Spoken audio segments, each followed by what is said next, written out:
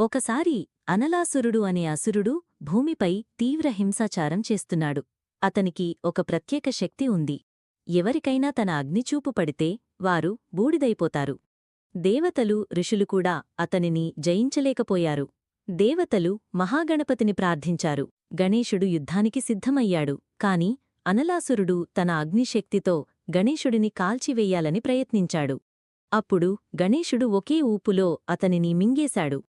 అనలాసురుడి శరీరంలోని అగ్నిజ్వాలలు గణేశుని కడుపులో మండడం ప్రారంభించాయి. ఆయనకు భరించలేని ఉష్ణం కలిగింది. దాంతో గణేశుడు చాలా కష్టపడ్డాడు. అప్పుడు మహర్షులు దేవతలు వేర్వేరు ఉపాయాలు సూచించారు. నీరు పోశారు. చంద్రుని శీతల కాంతి చూపించారు.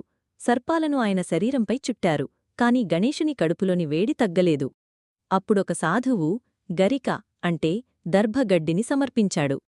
గణేశుడు దాన్ని తిన్న వెంటనే ఆయన శరీరంలోని అగ్ని శాంతించింది.